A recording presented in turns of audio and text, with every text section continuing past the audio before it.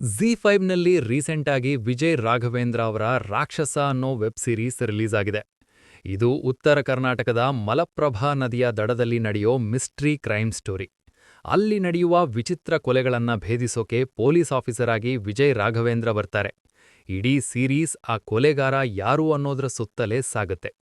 Plus points: Vijay Raghavendra ಇವರ ನಟನೆ ಮತ್ತು ಪೊಲೀಸ್ ಕ್ಯಾರೆಕ್ಟರ್ ತುಂಬಾ ಡೀಸೆಂಟ್ ಆಗಿದೆ. ಅವರ ಆ ಸಂಭಾಷಣೆ ಶೈಲಿ ಇಷ್ಟ ಆಗುತ್ತೆ. ಉತ್ತರ ಕರ್ನಾಟಕದ ಹಳ್ಳಿ ಸೊಗಡು ಮತ್ತು ಮಲಪ್ರಭಾ ನದಿಯ ದಡದ ದೃಶ್ಯಗಳನ್ನ ಚೆನ್ನಾಗಿ ಶೂಟ್ ಮಾಡಿದ್ದಾರೆ. ನೋಡೋಕೆ ತುಂಬಾ ಸಹಜವಾಗಿದೆ. ಮೈನಸ್ ಪಾಯಿಂಟ್ಸ್: ಆದ್ರೆ ಇದನ್ನ ನೋಡೋಕೆ ನೀವು ಸ್ವಲ್ಪ ತಾಳ್ಮೆ ಇಟ್ಕೋಬೇಕು. ಕಥೆ ಸಾಗುವ ವೇಗ ತುಂಬಾ ಸ್ಲೋ ಇದೆ. ಕೆಲವು ಸೀನ್ಗಳು ಅನಗತ್ಯವಾಗಿ ಎಳೆದಿದ್ದಾರೆ ಅನ್ಸುತ್ತೆ. ಸೈಕಲಾಜಿಕಲ್ ಥ್ರಿಲ್ಲರ್ ಹೆಸರಲ್ಲಿ ಸಸ್ಪೆನ್ಸ್ ಕೊಡೋಕೆ ಟ್ರೈ ಮಾಡಿದ್ದಾರೆ, ಆದ್ರೆ ಕಥೆಯಲ್ಲಿ ಅಂಥ ದೊಡ್ಡ ಟ್ವಿಸ್ಟ್ಗಳೇನೂ ಸಿಗೋದಿಲ್ಲ. ಒಂದ್ ಹಂತದ ಮೇಲೆ ನಮಗೆ ಬೋರಿಂಗ್ ಅನ್ಸೋಕೆ ಶುರುವಾಗುತ್ತೆ.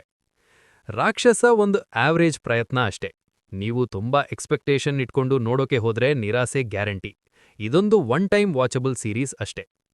ನೀವೇನಾದ್ರೂ ಆಲ್ರೆಡಿ ನೋಡಿದ್ರೆ ನಿಮಗೆ ಹೇಗನ್ಸ್ತು? ಬೋರಿಂಗ್ ಅನ್ಸ್ತಾ ಅಥವಾ ಪರವಾಗಿಲ್ಲ ಅನ್ಸ್ತಾ? ಕಾಮೆಂಟ್ ಮಾಡಿ ತಿಳಿಸಿ. ಈ ರಿವ್ಯೂ ಇಷ್ಟ ಆಗಿದ್ರೆ ಲೈಕ್ ಮಾಡಿ, ನಿಮ್ಮ ಫ್ರೆಂಡ್ಸ್ ಜೊತೆ ಶೇರ್ ಮಾಡಿ. ಇದೇ ತರಹದ ಇನ್ನಷ್ಟು ರಿವ್ಯೂಗಳಿಗಾಗಿ ಚಾನಲ್ ಸಬ್ಸ್ಕ್ರೈಬ್ ಮಾಡೋದನ್ನ ಮರಿಬೇಡಿ.